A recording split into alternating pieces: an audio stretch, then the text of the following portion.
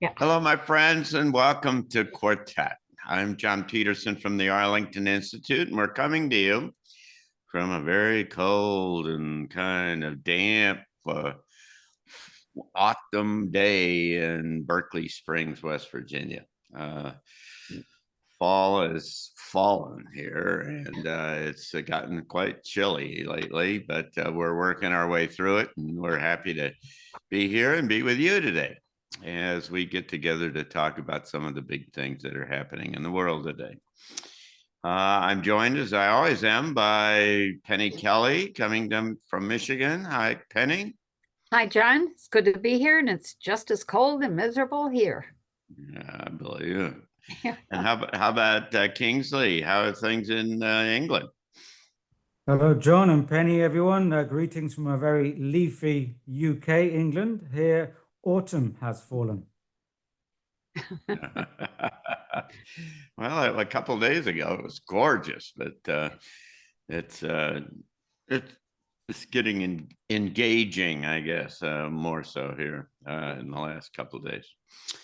So we come to you here from Berkeley Springs, which is just down the road from Washington and Baltimore, and we do this every couple of weeks. And usually our friend Greg Braden is with us, but Greg has got himself over on the other side of the world today and trying to catch up from all of the engagements that he had that were canceled around the COVID thing. But he'll be back with us in 2 weeks, and we're looking forward to that.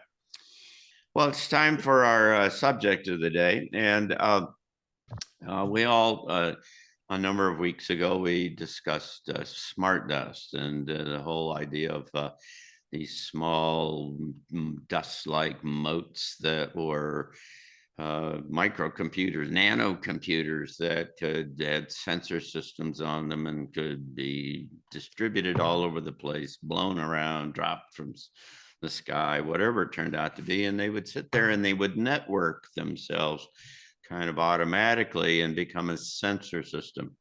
Well, it turns out that smart dust is only one component of a whole much larger kind of concept that is very large and very well funded and very well developed and getting very much so, called an Internet of Things. And the basic notion of the Internet of Things is that ultimately everything, and it literally they're talking about capabilities down to the molecular level, but in practical kind of terms today, everything that you can think of is got a internet connection, has some kind of a very small transmitter and receiver, and can receive internet information and transmit information. And of course, it only has any utility if it then has sensors of one sort or another that it's collecting information about or transmitting, sending information to. There are a lot of people who've written about this and written very authoritatively about it, but there's one book in particular that I've mentioned in the past, which is Alana Freeland's book, which is geoengineered transhumanism. And this perhaps is the best great kind of comprehensive summary of all of these kinds of things. And so it's a very good book to read to give you a good big picture of it. What Alana says, among other things, is that a 10-watt transmitter is all that is needed to generate for a strong cellular node. So you think about this towers that you see that have the cellular antennas. All you need is 10 watts to effectively deal with the telephone kind of traffic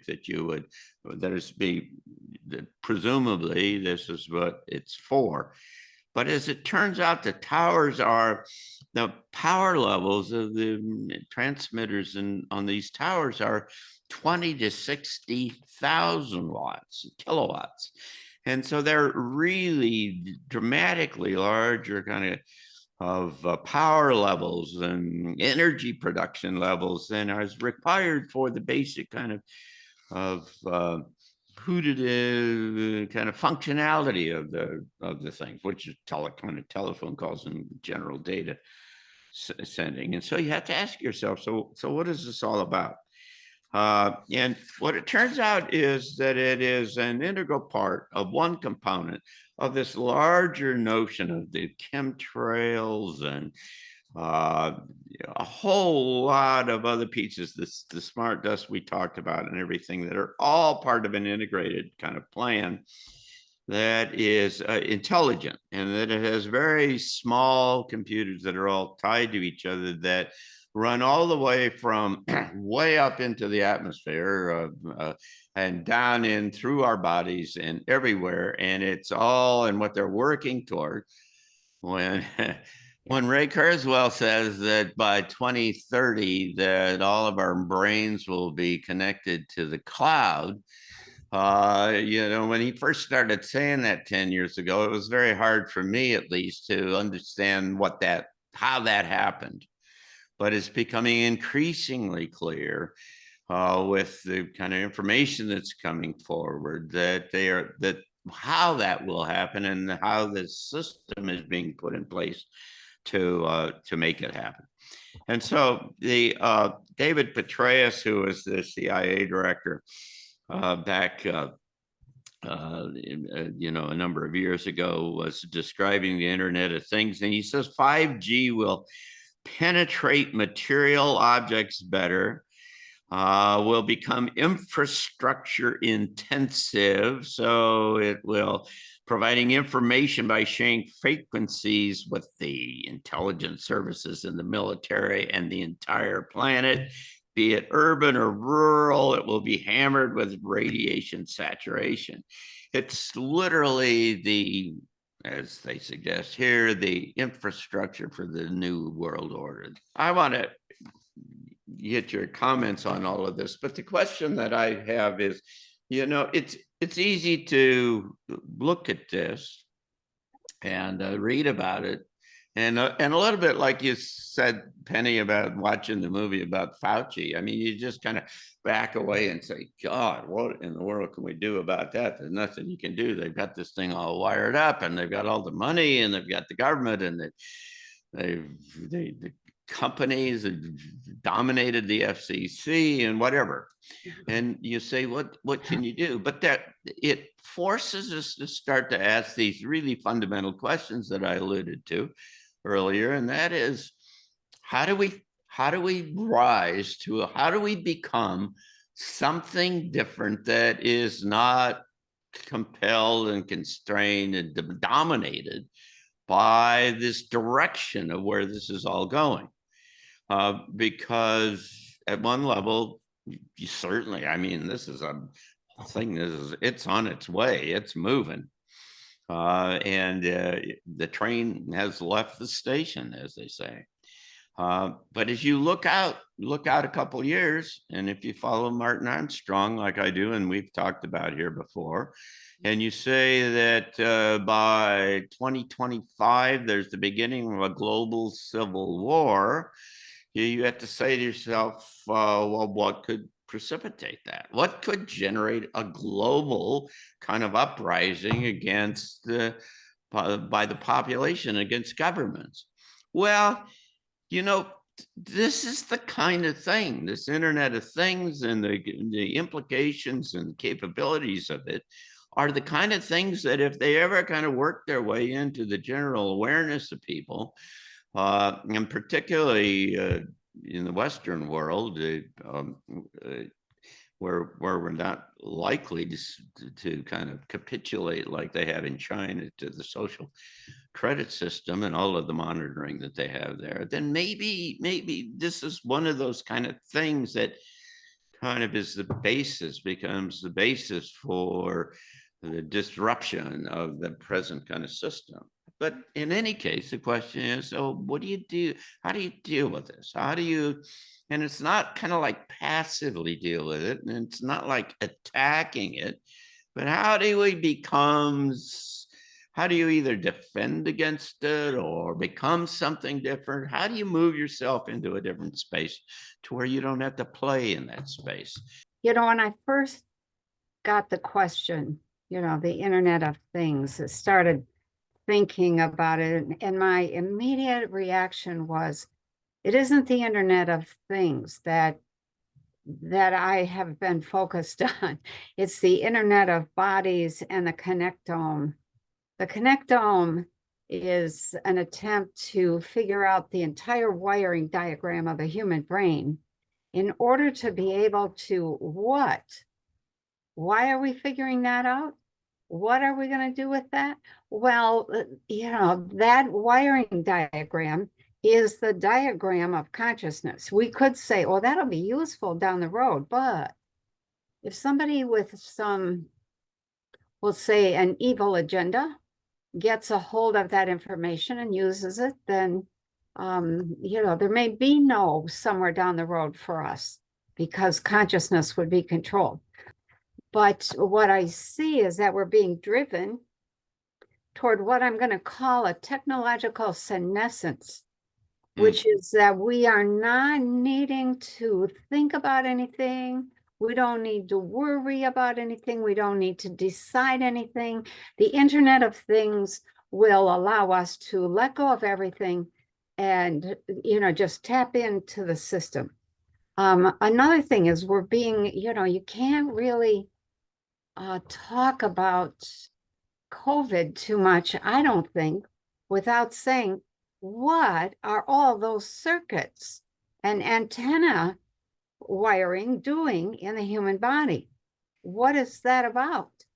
What, when I saw that, I thought, oh, there's the Internet of Bodies right there, part of the Internet of Things, easily controlled. If you can control frequencies, you can control everything. So here we are, being connected up. That is what I see is exactly what you laid out. It's all part of this new world order. What I see is that over 2023 and 2024, there's this giant race to get ahead of that program and get out of it. So your question about how do we resist? How do we not play in that space? I think it's going to come down to we're going to play in that space, and we're not even going to be aware or care that we're playing in that space if we don't enter the race to take that down, to get ahead of it, to turn it to something useful that benefits us.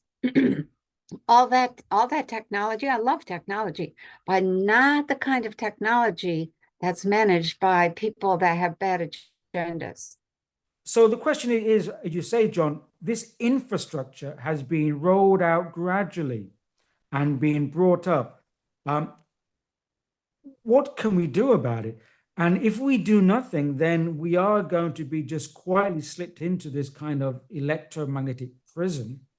And, our brain patterns will be changed to a point where we may not even be aware of the system we're in, because we've become attuned to a certain frequency, which is a pacifying frequency.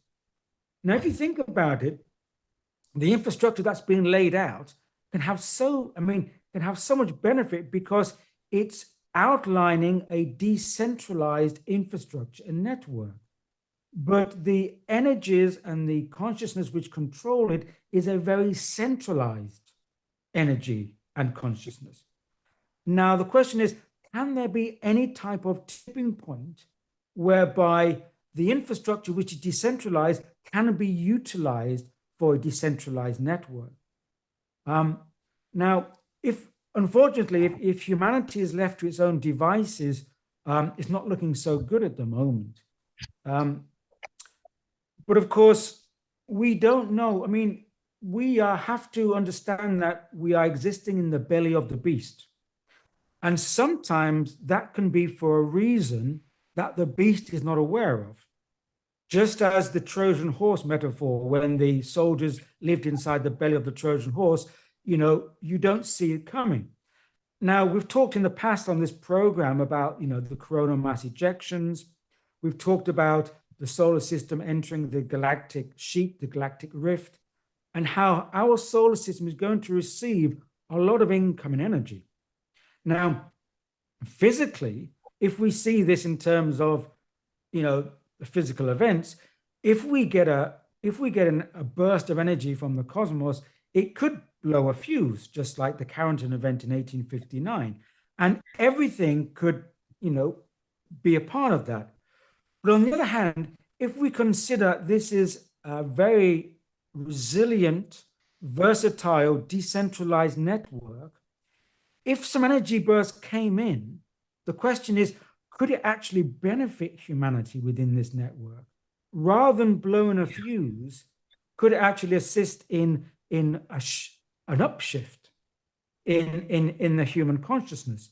So, what we're outlining so far is that this system that's being rolled out has very dark implications because of the consciousness behind it. But if we can replace that consciousness, then we already have the network and the infrastructure in place to benefit the consciousness that can utilize it. So the question is, can humanity colonize this infrastructure in the future for its own uses? And I think that's the question we need to explore here. Your point is really great, Kingsley. It's just the kind of thing that the universe or the gods or whatever you want to call it could come along and say, oh, thank you for doing all that. We're going to use your groundwork or your foundation. I mean, if you take an analogy that we're doing in terms of conquering a country, if the invader wants to use the infrastructure when it moves in, it doesn't take out, the energy or the communication network because it wants to utilize it when it moves in. So in a similar way, there could be some kind of, let's say, universal kind of thinking whereby let these darker forces set up the whole kind of, infrastructure that then can be used for our benefit, because whilst they're setting it up, their weak spot, their blind spot is the more developed is their system, the more complacent they become, that they're getting closer to their goal, not knowing perhaps that their goal actually may in the end shoot themselves in the foot. It would be really nice if it were to turn out to be a global transformation. But I have to ask, do you think we could handle that any better than we would handle the other? Hopefully, we'll be utilizing a different perception and different consciousness to utilize it. Because right now we have a vessel, an infrastructure, which is going through control, censorship, conquering, competition, and all this. Whereas if you replace that vessel with the values of consciousness, collaboration, connection, compassion, you have the same vessel, but you completely utilize in a different way. So the issue here is that, we need something to happen that's going to trigger, initiate a whole new capacities of thinking and values to enter the vessel that's already there. Well, thank you all for a delightful conversation. Another one. It's always fun to do this. And we appreciate the two of you, and we'll be looking forward to having Greg with us next week or the next 2 weeks from now. And we come to you from the Arlington Institute here in Berkeley Springs, West Virginia, in the Appalachian Mountains. Far enough away from Washington and Baltimore to not be a part of the Beltway business, but close enough that you can go into the city for lunch if you needed to, which I do every once in a while.